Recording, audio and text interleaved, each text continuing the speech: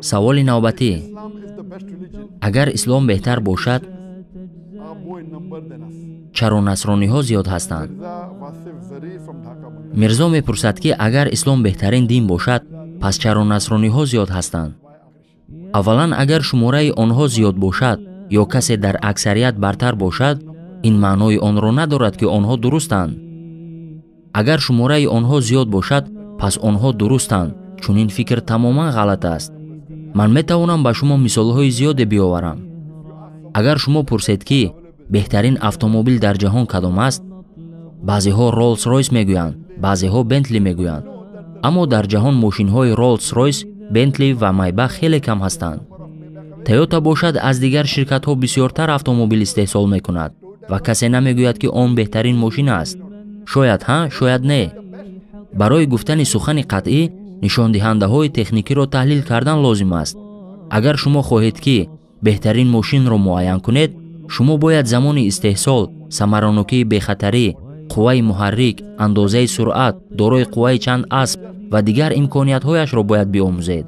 فقط در آن صورت می توانید خلاصه درست برآورید، یعنی نه از روی برتریت در شماره.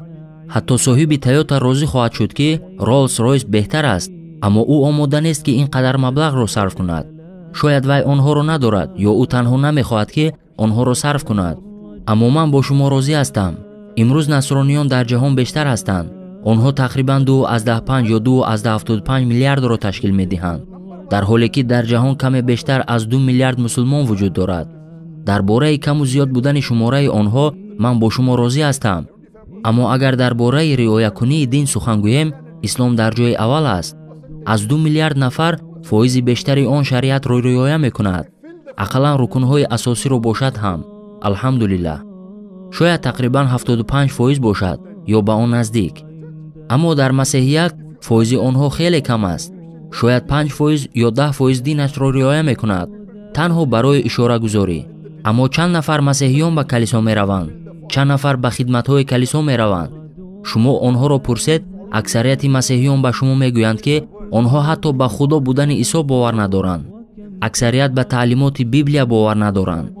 اما هنگام پر کردن معلومات شخصی، آنها هنگام ضرورت دین مسیحیت را نشان میدهند. بنابراین اگر درباره رعایت با شعورانه به دین در جهان معاصر سخن رانیم، پس اکثریت مؤمنان با شعور پیروان دین اسلام یعنی مسلمان هستند. بشبهه بیش از 1 میلیارد. و اگر ما درباره آنهای سخن گوییم که خود را تنها مسیحی حساب میکنند، پس مسیحیان بیشترند. طبق نظرسنجی ها تقریبا بعد 50 سال اسلام حتی از نصرانی هایی که خود را برای قید کنی نصرانی می حسابند میگذرد. از این رو افضلیت از روی مقدار معین کرده نمی شود، بلکه از روی معیارهای معین بها داده می شود.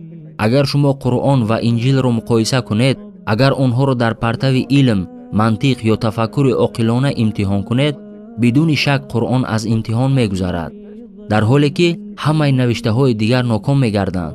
از این رو اگر بپرسیم که کدام دین در جهان بیشتر عمل میکند، این اسلام است. الحمدلله اسلام بهترین دین است. الله تعالی در سوره آل عمران میفرماید: یگانه دین الله اسلام است.